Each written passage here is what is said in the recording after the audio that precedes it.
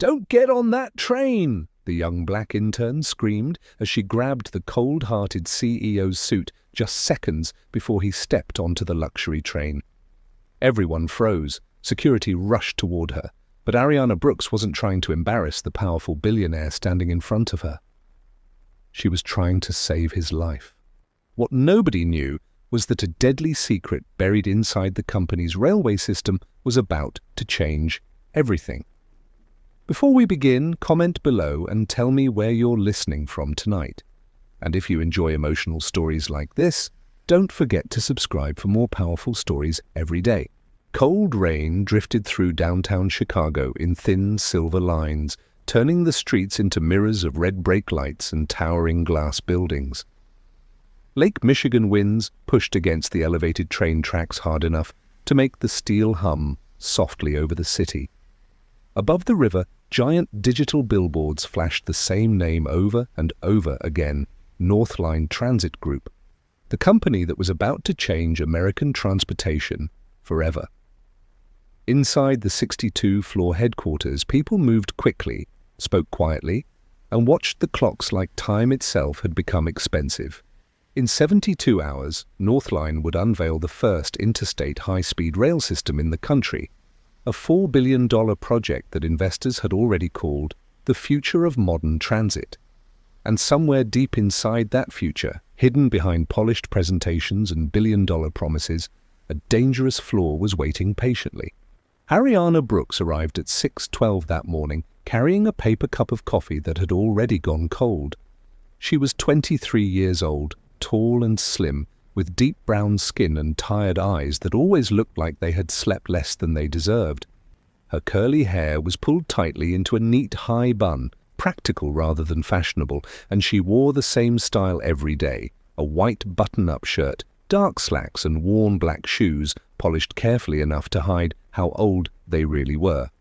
Most people in the building barely noticed her. That was partly because she was an intern, and partly because Ariana had learned very early in life how to become invisible when necessary.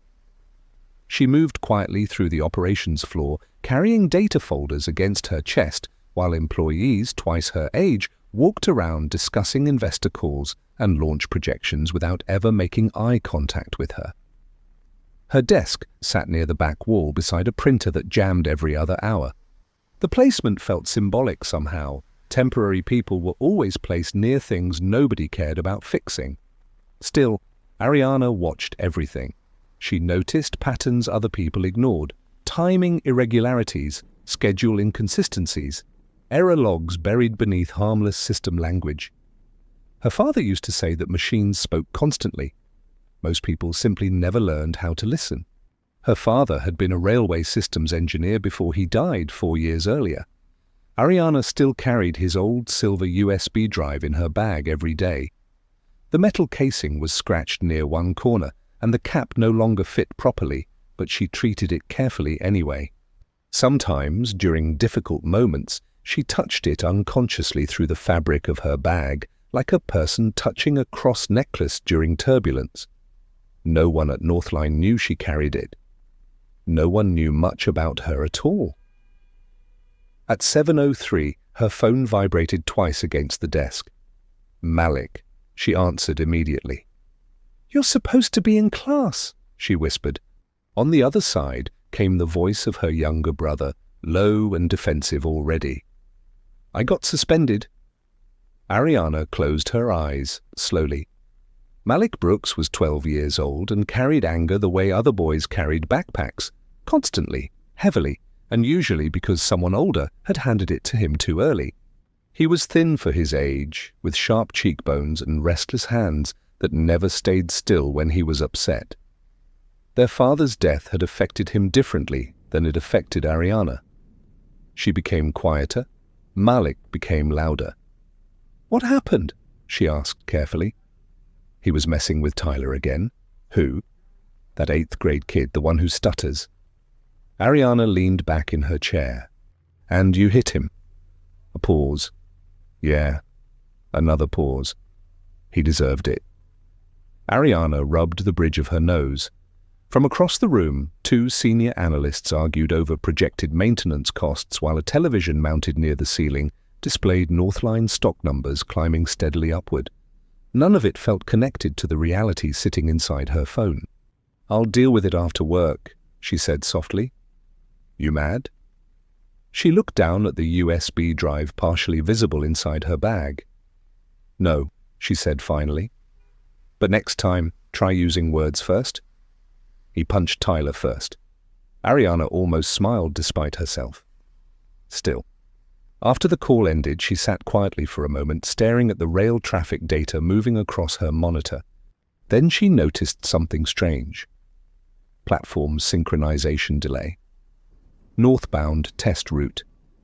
Brake response inconsistency. 0.4 seconds. Her eyes narrowed slightly. Ariana clicked deeper into the system logs. Most people would not have noticed anything unusual. The software labeled the issue as temporary calibration drift, low priority. But the numbers bothered her immediately because they reminded her of something she had seen years ago, sitting beside her father at the kitchen table while he reviewed rail diagnostics late at night. Tiny delays became catastrophic at high speeds, especially near curves, especially in rain. "Ariana." She looked up quickly. Vanessa Hill stood beside her desk, holding a digital tablet against one hip. Vanessa was 38, elegant in the intimidating corporate way that made younger employees straighten automatically when she approached. She wore dark green suits tailored perfectly, never raised her voice, and possessed the unsettling ability to make people feel judged without saying anything openly cruel. "Mr. Cole's board meeting was moved up," Vanessa said. "Operations reports need to be finalized before noon." "Yes, ma'am."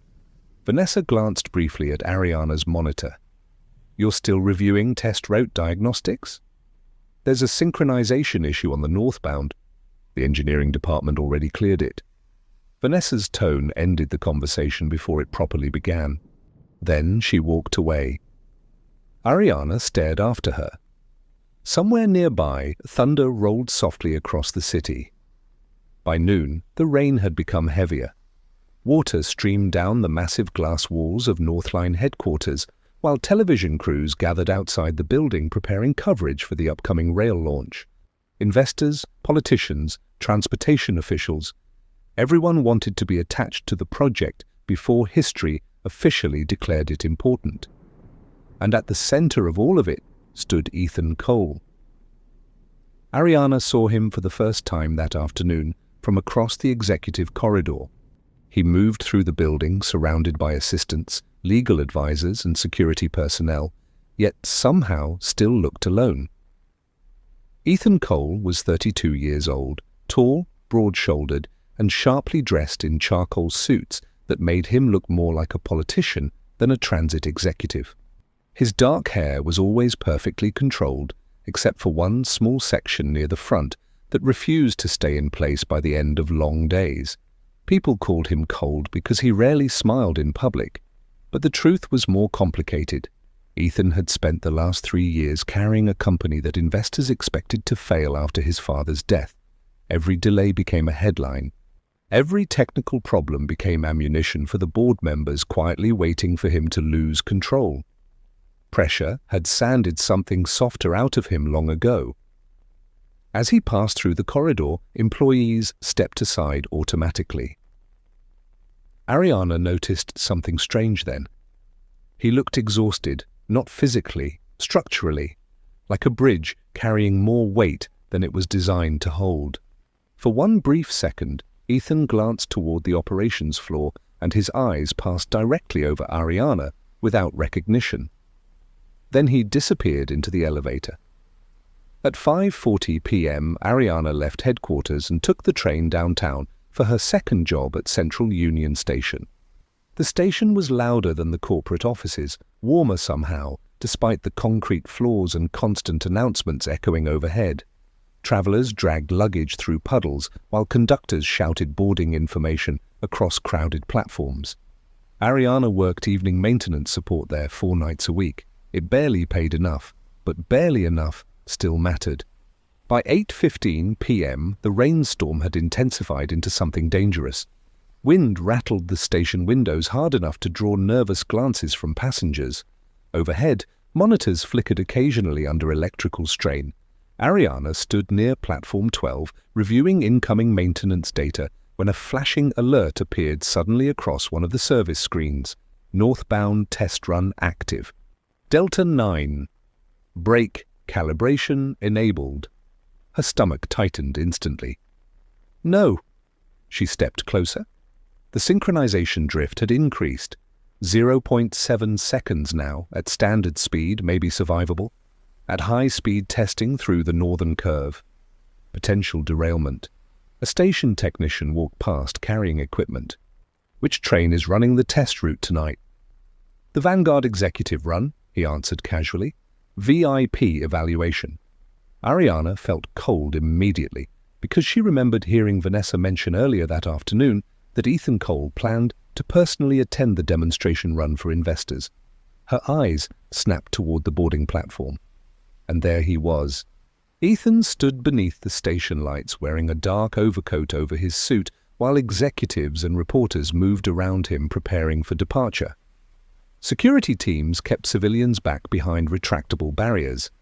The sleek silver train waited silently beside the platform like a blade. Ariana looked back at the maintenance screen, then at the train, then back again. Another warning flashed. Brake response. Failure. Risk northern curve sector. Her father's voice returned suddenly inside her memory. Tiny delays become disasters faster than people understand. She started moving before fully deciding to. One station employee shouted after her as she ducked beneath the barrier. Ariana!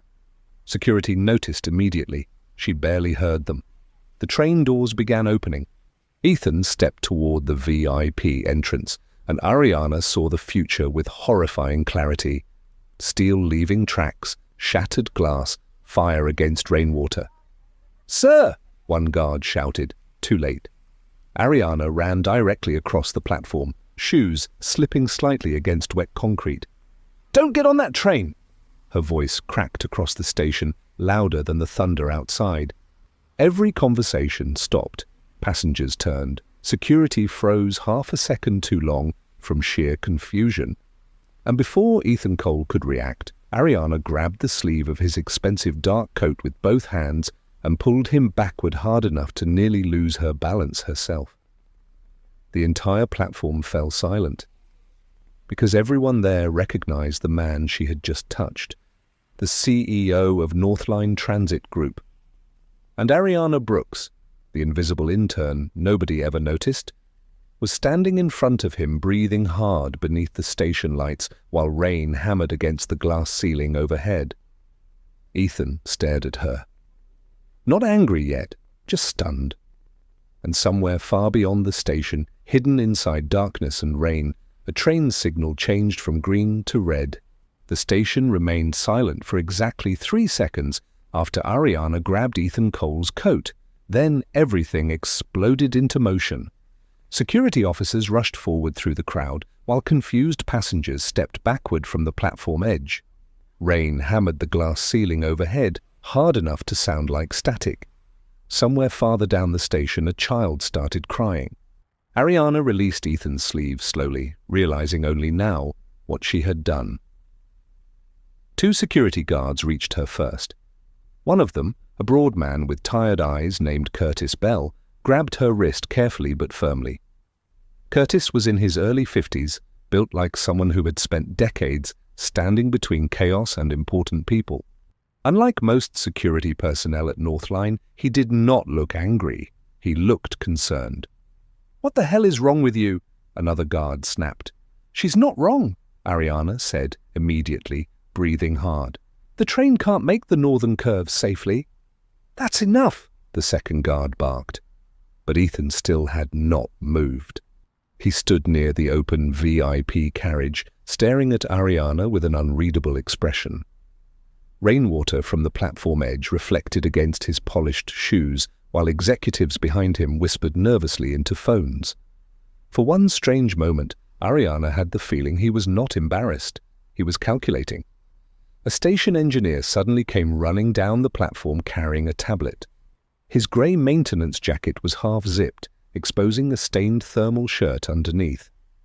He was short, pale, and sweating despite the cold weather. "Sir," he called toward Ethan, there's a synchronization issue in the brake relay system."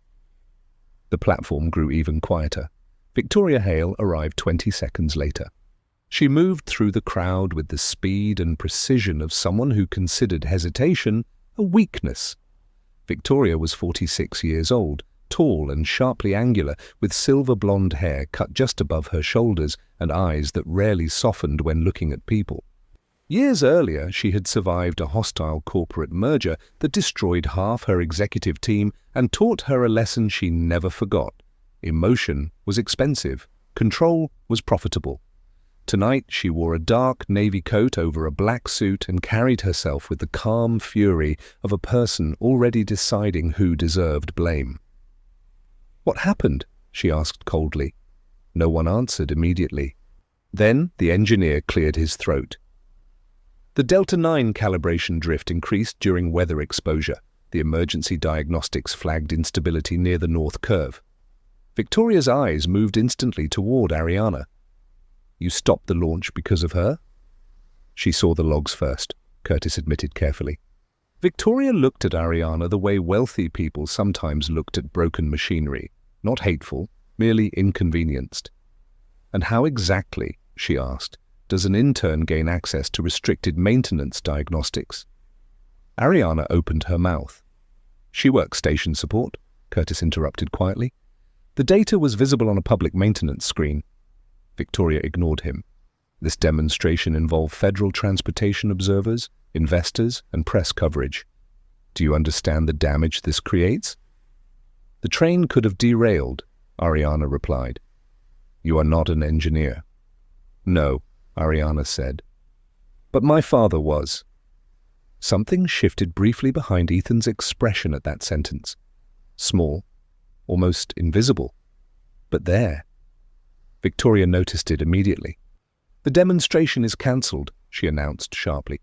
"Everyone involved in tonight's security failure reports directly to Operations Review tomorrow morning." Then she looked directly at Ariana. "As for you, your internship is suspended effective immediately pending investigation." The words landed harder than Ariana expected, not because she loved the job, but because losing it meant losing her scholarship housing assistance too. And without that assistance, she and Malik would not make rent more than another month. Ethan finally spoke. "Get the train back to maintenance inspection," he said calmly. "No one touches the Delta 9 system until I review the diagnostics personally." Victoria turned toward him slightly.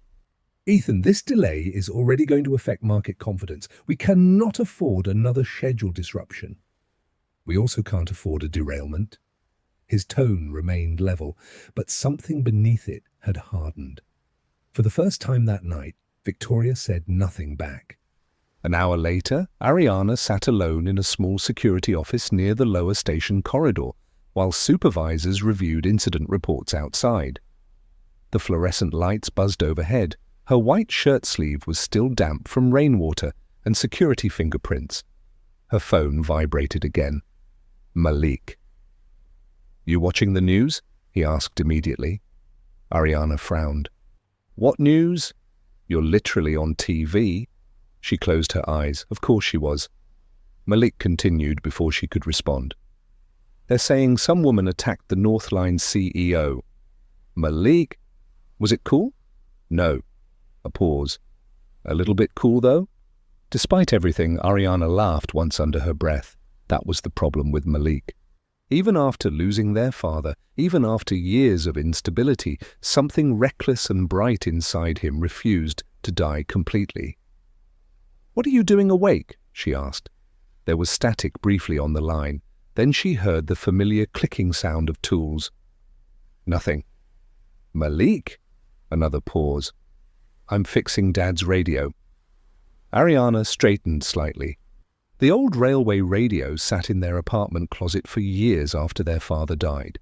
It was heavy, scratched, and outdated, with missing knobs and faded station markings along the front panel. Their father used it to monitor rail communication frequencies during overnight testing shifts. After his death, neither of them touched it much, not because it was painful, because it wasn't. It still felt alive somehow. "You shouldn't mess with the wiring alone," Ariana said softly. "I know what I'm doing." "You absolutely do not." But she smiled faintly anyway. Malik lowered his voice. "You think Dad would have believed you about the train?" Ariana looked through the office window toward the dark platform outside. "Yeah," she said quietly. "I think he would have listened." Across the city, Ethan Cole sat alone in his office on the 49th floor of Northline headquarters, while rain rolled down the windows behind him. The room was enormous and strangely impersonal. Minimal furniture, clean lines, no family photographs. Only one object looked genuinely old, a brass train model resting on the shelf behind his desk. His father bought it during Northline's first expansion project nearly 20 years earlier. Ethan rarely noticed it anymore. Tonight, he couldn't stop looking at it. A maintenance report glowed across the monitor in front of him. Delta 9. Brake instability. Confirmed. Potential high-speed synchronization failure under severe weather conditions. He leaned back, slowly. Ariana Brooks had been right. A soft knock interrupted the silence. "Come in." Daniel Mercer entered carrying 2 folders. Daniel was Northline's legal advisor, a thin man in his 40s with nervous posture and permanently exhausted eyes behind rectangular glasses. Years of corporate crisis management had trained him to speak like someone constantly approaching dangerous animals. "You asked for historical project records," Daniel said. Ethan nodded once. "Anything related to Delta 9's original approval process?" Daniel hesitated slightly before setting the folders down. "There's something strange," he admitted. "Your father requested multiple independent safety reviews before the project launch." Ethan looked up immediately. "What? He delayed authorization twice?" Daniel opened the folder carefully. Internal memos suggest he had concerns regarding emergency braking calibration. Ethan stared at him. "My father approved the final rollout personally." "Yes," Daniel said slowly, but not enthusiastically. The silence that followed felt heavier than it should have, because Ethan remembered something suddenly. 3 years earlier, hospital room. His father pale and exhausted near the end, speaking through oxygen tubes. Some projects fail because people rush them. At the time, Ethan assumed he meant the company's finances. Now he wasn't sure. Meanwhile, downstairs in the executive conference wing, Victoria Hale stood before a wall-sized stock projection screen speaking quietly into her phone. "The delay hurt us," she said flatly. "Investors are already nervous." A male voice answered faintly through the speaker. "You said the launch was stable." "It is stable." "Then why cancel?" Victoria's jaw tightened slightly. "Because Ethan is starting to ask technical questions." That answer created a long silence. Finally, the voice replied, "Then stop him from asking more." Victoria ended the call without responding. For several seconds, she remained perfectly still. Then she looked out across the city lights beyond the glass walls. And for the first time that night, she appeared genuinely worried. Near midnight, Ariana was finally escorted from the station by security. Rain still poured across Chicago, hard enough to blur traffic lights into streaks of red and gold. Curtis Bell walked beside her beneath the station awning carrying her backpack. "They're overreacting," he muttered quietly. Ariana gave a tired laugh.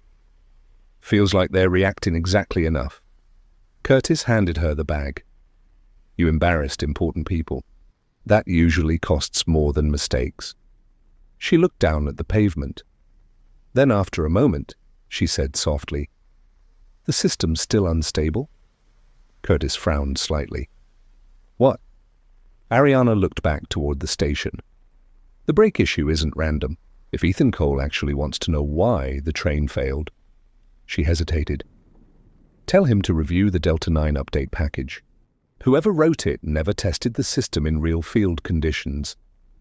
Curtis studied her face carefully. Not dramatic, not emotional, certain.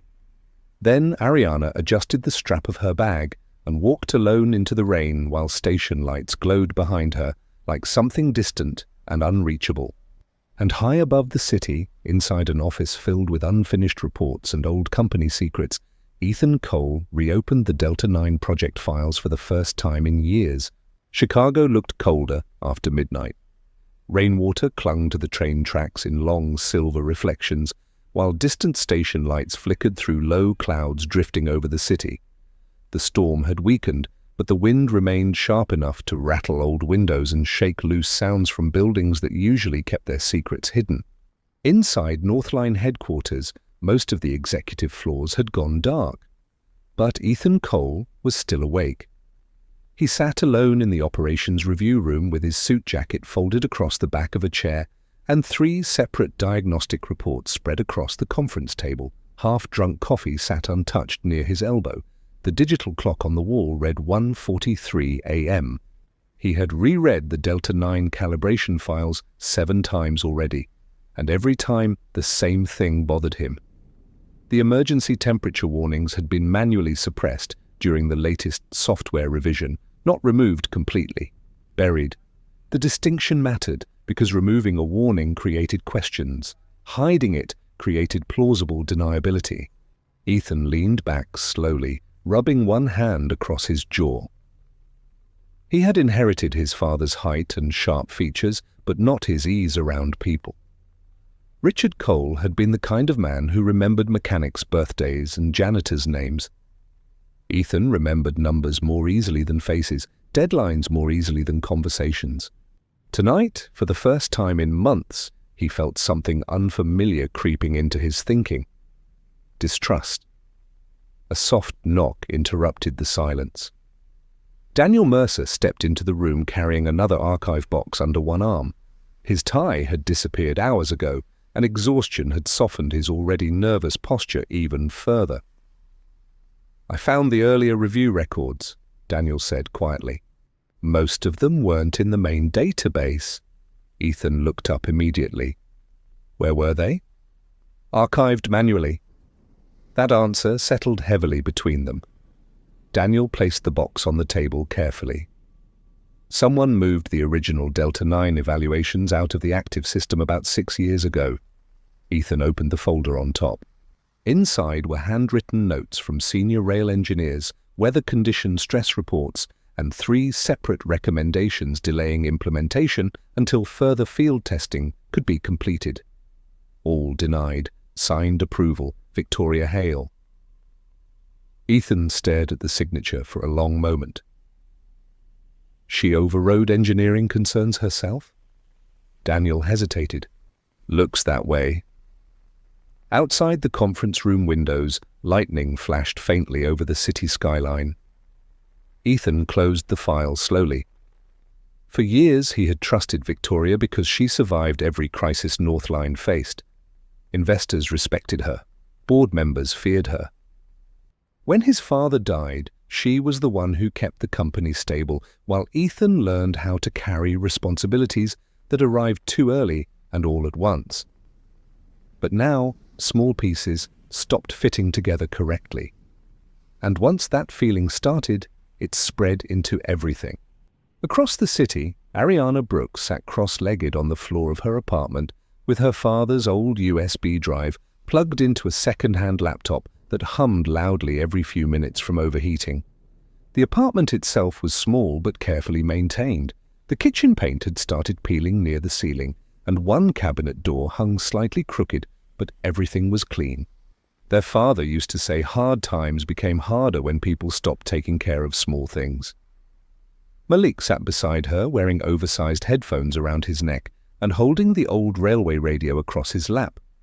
The radio looked ancient now, scratched metal casing, faded tuning labels, one cracked speaker covered with black tape. But Malik had managed to restore partial power to it using spare wiring and pure stubbornness.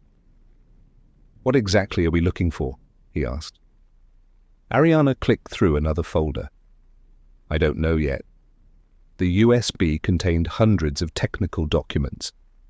Brake schematics, rail pressure calculations, internal communication drafts, most carried timestamps from 7 or 8 years earlier. Their father had organized everything meticulously, which made one thing immediately strange. Several folders were encrypted. Malik frowned at the screen. Dad never encrypted stuff. I know. Ariana opened another file. An unfinished email appeared. To Northline Safety Review Board. Subject: Delta 9 failure risk under wet conditions. She stopped breathing for a second. The message had never been sent. Attached beneath it were simulation images showing braking instability during severe weather exposure. Exactly what almost happened tonight. Malik looked up slowly. Dad knew? Ariana swallowed hard. Their father, Marcus Brooks, had been one of the lead systems engineers during the early development of Northline's interstate rail project. Officially, he died during a late-night test accident caused by operator error. That was the version everyone received. That was the version Ariana forced herself to believe, because the alternative hurt too much. Until now. He tried to warn them, she whispered. Another silence settled across the apartment. Then Malik suddenly straightened. Wait! He turned the USB over in his hand, examining it carefully beneath the kitchen light. There's more storage space missing. Ariana frowned. What? Malik pointed toward the partition data. This drive was modified. There's a hidden section. Despite being only 12, Malik had inherited their father's instinct for machines almost violently. He understood electronics the way some children understood music, naturally, impatiently, without needing instructions. 10 minutes later, he bypassed the hidden partition. A single audio file appeared. No title, no date. Ariana clicked it carefully. Static filled the kitchen first. Then voices. Can't keep ignoring the temperature spikes. Her father, older, tired. Another voice answered, distorted badly enough to make identification impossible. The board already approved deployment. They approved incomplete data. Static crackled again. Then Marcus Brooks spoke one final sentence, low and deadly serious. If this system fails at speed, people are going to die. The recording ended abruptly. Malik looked pale. Ariana stared silently at the laptop screen while something cold moved slowly through her chest. Not grief, recognition. Because suddenly her father's death no longer felt random. Meanwhile, back at Northline headquarters, Ethan reopened the station security footage from earlier that night. The recording showed Ariana running across the platform again. He slowed the video frame by frame. Most public incidents followed recognizable patterns. Attention-seeking behavior had rhythm to it, hesitation, awareness of cameras, performance. But Ariana displayed none of that. She looked terrified, not for herself, for him. Ethan paused the footage precisely at the moment she grabbed his coat. Rainwater streaked across her face. Her expression carried pure instinctive panic, like someone watching disaster seconds before impact. Not ambition, not manipulation. Fear. Daniel stood quietly near the doorway watching Ethan replay the footage again. You think she was telling the truth? He said carefully. Ethan did not answer immediately. Instead, he asked, What happened to Marcus Brooks? Daniel blinked. The engineer? You know the name? Daniel shifted uncomfortably. People talked about it after the accident. He was respected. That's not what I asked. Another pause. Then Daniel spoke more quietly. There were rumors the investigation closed too quickly. Ethan turned toward him fully now. What kind of rumors? But before Daniel could answer, Ethan's office phone vibrated sharply across the table. An incoming email notification appeared. University Scholarship Review, Notice, Ariana Brooks. Ethan frowned and opened it automatically. The message was brief. Due to conduct violations associated with the Northline transit incident, Ms. Brooks's sponsored academic grant has been suspended pending further review. He stared at the screen, then slowly leaned back in his chair. Somewhere deep beneath the exhaustion and pressure and corporate calculations, something inside him shifted slightly out of alignment because Ariana Brooks had potentially saved his life. And within hours, the system around him had already started crushing hers. Outside, another train moved through the sleeping city beneath cold Chicago rain, its distant steel hum echoing softly between buildings while two children sat awake in a tiny apartment listening to the dead voice of their father warn people who never listened. The first thing Ethan noticed about his father's private archive was the dust. Not because the room had been abandoned, but because nobody entered it anymore with purpose. Northline's original record storage occupied an old section beneath headquarters that predated the glass towers and executive conference floors. The walls were concrete instead of polished steel. The lighting hummed softly overhead. Old engineering blueprints sat stacked inside long metal drawers labeled by hand instead of barcode. Richard Cole used to work there personally before Northline became too large for one man to oversee every detail himself. Ethan stood alone in the narrow aisle between filing cabinets holding a yellowed project binder marked Delta 9 Development Review. His father's handwriting covered the margins: delay launch, pending field verification, thermal instability unresolved, safety override unacceptable. Ethan read each sentence slowly, not because the words were complicated, because they sounded afraid. And Richard Cole had not been a man easily frightened. A quiet sound behind him made Ethan turn. Margaret Ellis stood near the archive doorway holding a stack of old folders against her chest. She was nearly 70 years old now, small and silver-haired, with deep smile lines that remained visible even when she wasn't smiling. Margaret had worked as Richard Cole's executive assistant for 26 years before retiring after his death. She had also once terrified an entire boardroom into silence without raising her voice. "I wondered how long it would take you to come down here," she said gently. Ethan looked back toward the documents. "You knew?" "I knew your father stopped trusting Delta 9. Margaret stepped closer slowly. "About 6 months before he died, he tried to suspend the rollout entirely." Ethan's jaw tightened. "Why didn't he?" She gave him a tired look. "Because by then Victoria already had half the board convinced the delays were costing billions." The silence that followed carried old frustration inside it. Margaret carefully placed the folders onto a nearby table. "Your father built this company carefully. Victoria built it quickly. Investors usually prefer quickly." Ethan opened another file. Inside were internal engineering complaints filed years earlier by Marcus Brooks. Brake synchronization drift under wet conditions. Emergency thermal response inconsistent. Recommended immediate redesign. All denied. Approval authorization, Victoria Hale.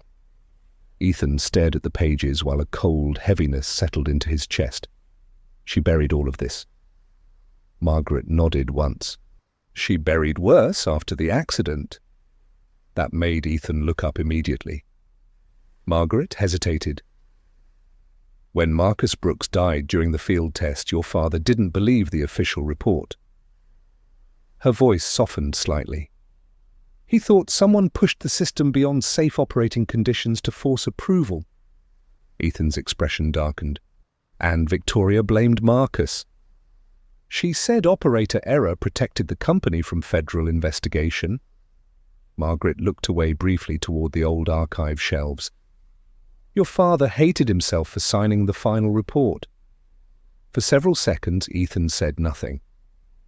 Then quietly, "Ariana Brooks saved my life because she recognized the same failure her father died trying to stop." Margaret met his eyes carefully. "Yes," she said. "I think she did."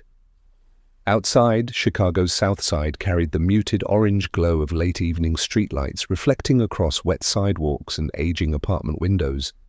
The neighborhood had once been crowded with rail workers before automation and corporate restructuring erased most of those jobs. Now the streets felt quieter, tired.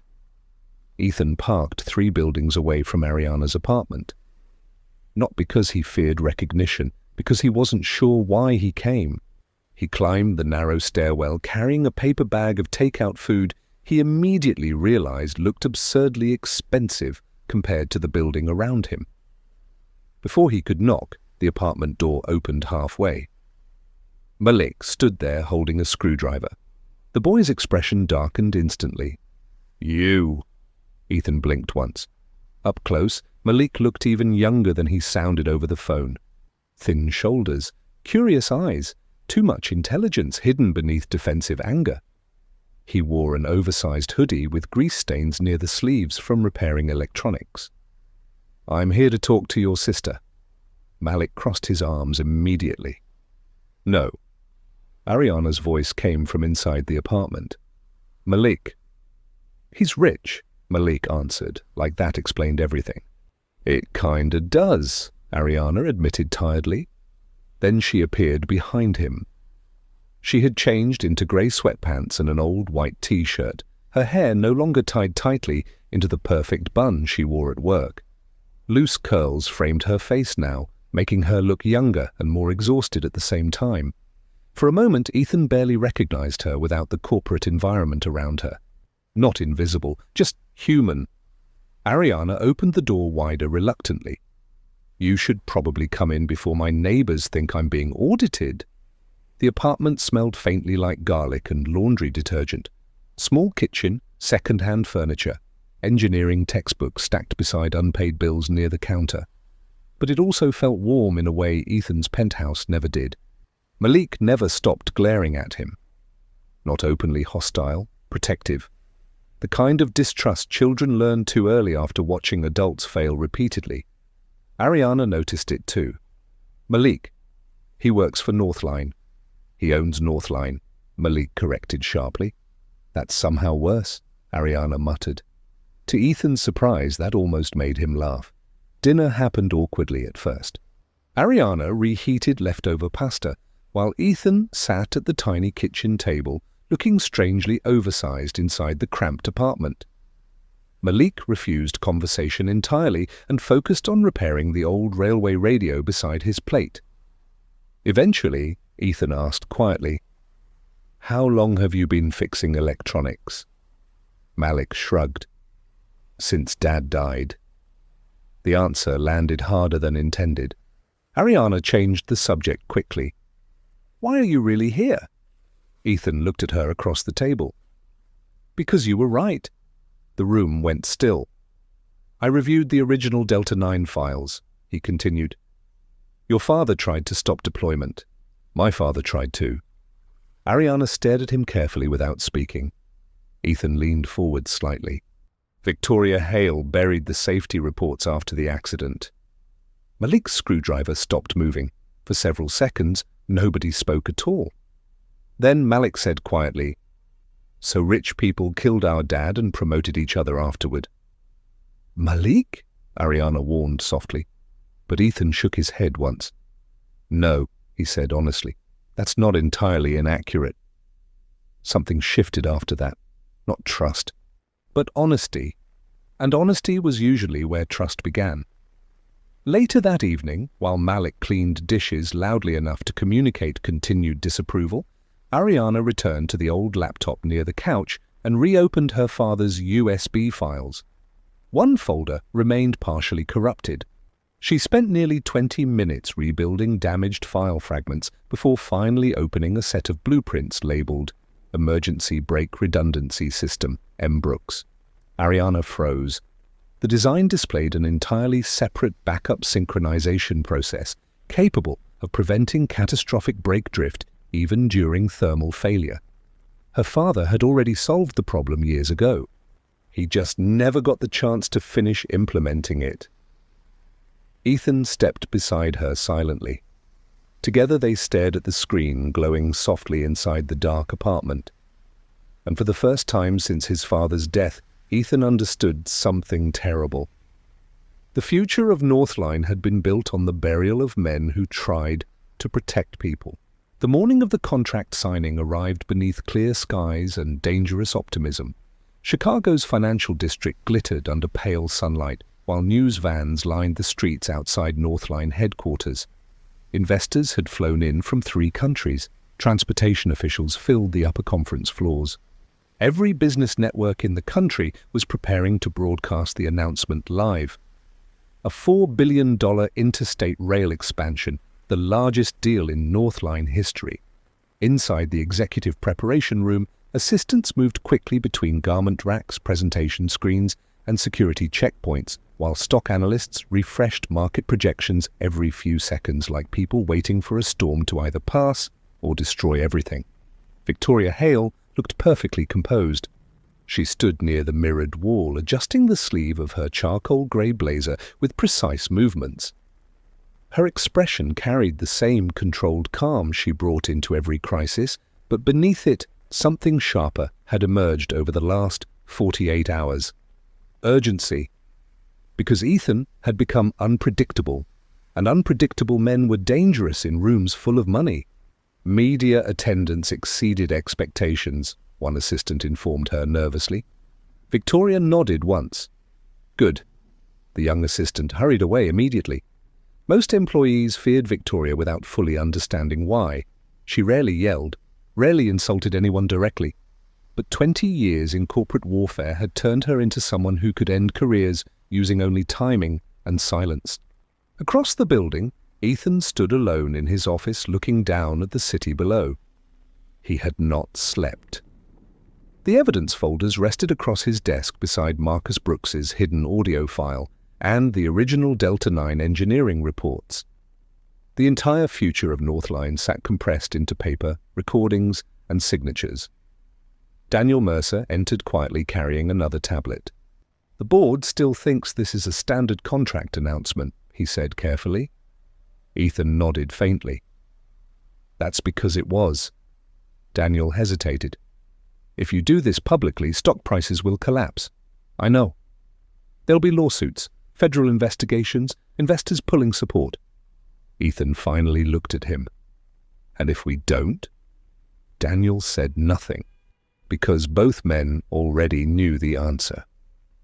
Somewhere else in the city, Malik Brooks sat in the back row of his middle school science class, pretending to take notes while hiding his phone beneath the desk. The live stream had already started. His teacher, Mrs. Alvarez, noticed almost immediately. She was a short woman in her late 50s, with tired eyes and permanently ink-stained fingers from grading papers. 20 years earlier, her husband lost his factory job during one of Chicago's transportation restructurings. Since then, she had developed a permanent distrust of corporate executives in expensive suits.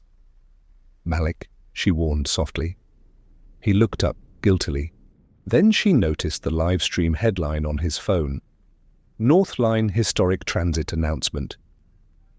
Mrs. Alvarez studied his face for a second before sighing quietly. Volume off, she said. Malik blinked. Seriously? I said volume off. For the first time all morning, he almost smiled.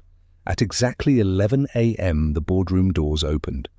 The conference chamber stretched across nearly half the executive floor, lined with glass walls overlooking downtown Chicago. Journalists occupied the rear rows while investors and board members sat beneath enormous presentation screens displaying Northline's silver logo. Ariana stood near the side entrance wearing the same clean white blouse she wore on the day everything changed. But today her posture felt different. Not invisible anymore. Nervous, yes, but visible. Several younger engineers nodded subtly toward her as she passed. Word had spread quietly through Northline during the last 2 days. Not official statements, conversations, rumors, fragments of truth moving through hallways faster than executives could contain them. One engineer in particular stepped toward her before the meeting began. His name was Owen Park, a 27-year-old systems analyst with messy dark hair and permanent exhaustion beneath his eyes from too many overnight testing shifts. Unlike older executives, Owen still believed engineering existed to protect people first and profit second. My whole team reviewed the Delta 9 suppression logs, he whispered carefully. You were right. Ariana looked startled. Owen gave a small, nervous shrug. Some of us are staying because we thought this company still mattered. Before Ariana could answer, the meeting officially began. Cameras activated. Stock numbers flashed across financial networks. Victoria Hale approached the podium first. Today marks the beginning of a new era in American transportation. Stop. The word cut cleanly across the room. Victoria froze. Every head turned toward Ethan. He stood slowly from his seat near the center of the board table, one hand resting against a stack of folders, and suddenly the room felt different, not celebratory, unstable. Ethan's voice remained calm when he spoke again. The signing is postponed pending disclosure of internal safety violations connected to the Delta 9 project. Shock moved visibly across the room. Reporters immediately began typing. Victoria stared at him with controlled disbelief. Ethan, this is neither the time nor place. It's exactly the place. He pressed a button on the conference remote. The giant screen behind them changed instantly. Internal engineering reports appeared, thermal instability warnings, brake failure projections, suppressed safety recommendations, and finally Victoria Hale's approval signatures authorizing continued deployment despite unresolved risks. Murmurs spread across the chamber like rising static. Victoria recovered quickly. These documents are in complete context, she said sharply. Every major infrastructure project involves acceptable operational risk thresholds. People almost died last week. That train never left the station because Ariana Brooks stopped it. The room shifted again. Cameras turned toward Ariana automatically. Victoria's expression hardened slightly. An intern caused public panic using restricted information she never should have accessed. No, Ethan said quietly. An intern recognized the same system failure that killed her father. Silence. Then Ethan played the audio recording. Marcus Brooks's voice filled the room through hidden speakers. If this system fails at speed, people are going to die. The recording ended. No one moved immediately afterward because suddenly the entire room understood this was no longer about contracts. It was about guilt. Victoria stood perfectly still near the podium. You're destroying shareholder value over emotional interpretation. Ethan looked directly at her. A transportation company does not get to place profit above human lives. The sentence landed like something final. Not dramatic, certain. Several younger engineers seated near the rear exchanged glances before one of them stood up quietly. Then another, and another. Not applause, alignment. The board chairman, Harold Bennett, finally cleared his throat. He was an elderly man with heavy shoulders and the exhausted expression of someone realizing history was arriving whether he welcomed it or not. Victoria Hale, he said slowly, pending formal investigation, you are suspended from all operational authority effective immediately. Victoria's face did not collapse, which somehow made the moment colder. She gathered her tablet carefully, turned once toward Ethan, and for the first time since this began, allowed real anger into her voice. You think honesty saves companies, she said quietly. It doesn't. Then she walked out. Within 30 minutes, Northline stock dropped 17%. By afternoon, every financial network in America carried the story. And somewhere in the middle of the chaos, Ariana reopened another damaged archive file from her father's USB. Inside was an old accident report dated nearly 20 years earlier. Minor prototype derailment, emergency extraction, successful. Lead rescue engineer Marcus Brooks, passenger evacuated before fire spread, Richard Cole. Ariana stared at the report silently. Her father had once saved Ethan's father's life, long before either family understood how deeply their futures would become connected. 3 months changed Northline Transit more than the previous 10 years combined. The lawsuits came first, then the federal investigations, then the headlines. For weeks, every financial network in America predicted collapse. Investors withdrew support. Analysts described Ethan Cole as emotionally reckless. Several board members quietly resigned before they could be questioned publicly about Delta 9 approvals. Northline stock lost nearly 40% of its value. And yet somehow the company survived. Not because the crisis disappeared, because for the first time in years, people inside the company trusted what Northline was trying to become again. Chicago entered early autumn, slowly that year. The brutal summer heat faded into cool winds moving through the elevated rail lines and across the river downtown. Construction crews worked day and night inside Northline testing facilities, rebuilding the breaking architecture from the ground up, using Marcus Brooks's original safety concepts. Nothing about the redesign was fast. Ethan made certain of that. Every system passed live weather testing. Every emergency override underwent field verification. Every engineer signed off personally before progression to the next stage. And for the first time in company history, interns were invited into safety review meetings alongside executives. Ariana noticed that detail immediately. She also noticed something else. Ethan had stopped wearing perfect suits every day. Now he often appeared with rolled sleeves, carrying tablets between testing bays, speaking directly with engineers instead of through department heads. The company still feared him a little. Men like Ethan rarely stopped being intimidating entirely. But now employees spoke when he entered rooms instead of going silent. That mattered. On a grey Thursday morning, Ariana arrived at headquarters expecting another temporary consulting meeting. Instead, Margaret Ellis greeted her personally in the lobby. The older woman wore a deep green coat and carried herself with the same calm warmth she always seemed to generate naturally. Since returning as an advisor during the investigation, Margaret had quietly become the emotional center of Northline, the person exhausted employees accidentally confessed things to during coffee breaks. "You should probably come upstairs," she said, with a small smile. Ariana frowned slightly. That sounds dangerous. "Most important meetings are..." Upstairs, Ethan waited inside the executive conference room alone. No lawyers, no board members, just a single folder resting on the table beside 2 cups of coffee. He looked tired in a different way now. Less sharp around the edges, like someone who had finally stopped fighting exhaustion and started carrying it honestly instead. Ariana sat carefully across from him. "What happened?" Ethan slid the folder toward her. She opened it slowly, then blinked. Technical Safety Analyst Northline Transit Group. Ariana looked up immediately. "You're offering me a job?" "I'm correcting a mistake." She stared at the contract again. Youngest technical safety analyst in Northline history. Full scholarship reinstatement. Independent authority to suspend unsafe system launches. For several seconds, she said nothing.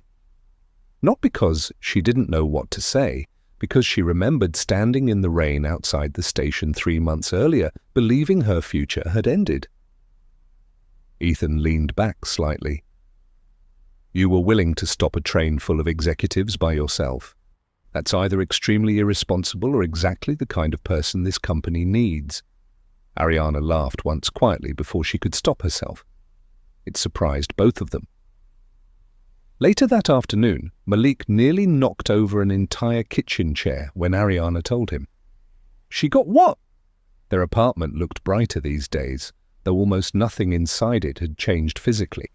Same small kitchen, same crooked cabinet door, same old radio sitting beside the window. But hope altered rooms sometimes. Malik pointed dramatically at Ariana like he'd personally negotiated the contract himself.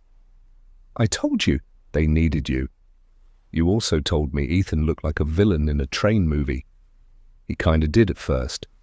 From the hallway came a low bark. Then a large golden retriever pushed through the apartment doorway, carrying someone's scarf in its mouth. "Atlas!" Ariana shouted. The dog ignored her completely. Atlas belonged to Mrs. Green, the elderly widow downstairs who treated every tenant in the building like partially adopted grandchildren. The dog was 8 years old, overweight, deeply affectionate and emotionally incapable of respecting personal boundaries. Malik scratched behind Atlas's ears. He likes rich people now. He likes food, Ariana corrected. That evening, another letter arrived, this one addressed to Malik Brooks. The envelope carried the seal of the Chicago Technical Youth Academy, one of the most competitive engineering prep schools in the state. Malik opened it carefully, then stopped breathing halfway through the first paragraph. "Full scholarship," he whispered.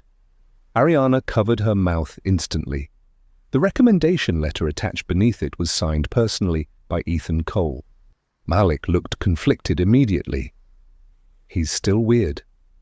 "Yes," Ariana admitted softly, "but maybe not in a bad way." The morning of the first official relaunch arrived beneath a golden Chicago sunset, spilling across the station glass in long, warm reflections. Crowds gathered behind security barriers while reporters adjusted cameras and rail photographers leaned dangerously close to platform edges searching for perfect angles. The redesigned train waited silently beneath the lights. Sleek silver body, new brake architecture, Marcus Brooks's safety system integrated into every operational layer. Near the platform entrance, Ariana adjusted the sleeve of her white blouse nervously while reporters shouted questions around them. Ethan stood beside her in a dark charcoal coat, watching the train carefully. Not proudly, respectfully. There was a difference. Farther down the platform, Owen Park and several younger engineers monitored final diagnostics together. Unlike before, nobody rushed the countdown. Every confirmation happened slowly and verbally, procedure before pressure, safety before schedule. Northline had learned that lesson painfully. Ariana felt something shift gently against her chest. Her father's USB drive rested inside her coat pocket, still scratched, still old, still carrying the voice of a man who never got to see his work finished. "You okay?" Ethan asked quietly. She nodded once. "I think so." Reporters continued shouting questions nearby. Stock analysts speculated live on television about whether Northline could recover publicly after the scandal. But for one brief moment, none of that noise seemed important. Ethan looked toward the open train doors, then toward Ariana. A faint, almost smile appeared at the corner of his mouth. "So," he said quietly, "this time, am I allowed to get on the train?" Ariana stared at him for half a second, then laughed fully for the first time in months. Real laughter, light and sudden and completely unplanned. "Yes," she said, "this time you can." The train departed exactly at sunset. Smooth acceleration. Perfect brake synchronization. No alarms, no instability. Just the steady sound of steel moving correctly through space. Inside the final passenger carriage, Malik pressed his forehead against the window, watching Chicago slide past in streaks of orange light and reflected skyscrapers. Atlas, somehow, temporarily approved on board by 3 exhausted employees who gave up arguing, occupied 2 entire seats beside him. Near the center cabin, Ethan and Ariana stood side by side in comfortable silence while the city moved beyond the glass. Neither of them spoke about the future, not directly, but both understood something had already started, not romance exactly, not yet. Something quieter. Trust.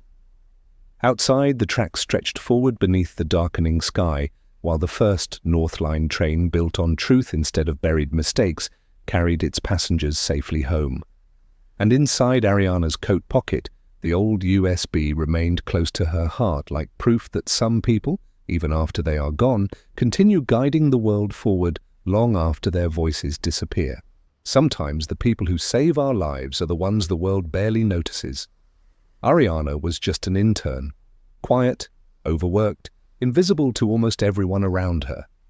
But she chose to speak up when it mattered, even when it cost her everything. And Ethan learned that leadership is not about protecting profit or reputation. It is about protecting people. In everyday life, we often pass by others without knowing the battles they carry. The quiet coworker, the exhausted single parent, the student trying to survive, one more day. Everyone has a story we cannot see. This story reminds us that truth still matters, integrity still matters, and kindness, even in small moments, can change someone's future forever. If this story touched your heart, share it with someone who needs a little hope today. Tell us in the comments where you are watching from and what moment in the story stayed with you the most. And if you believe that good people still exist in this world, type Amen in the comments. Don't forget to subscribe for more emotional stories like this. May God bless you, protect your family, and guide you safely through every road ahead.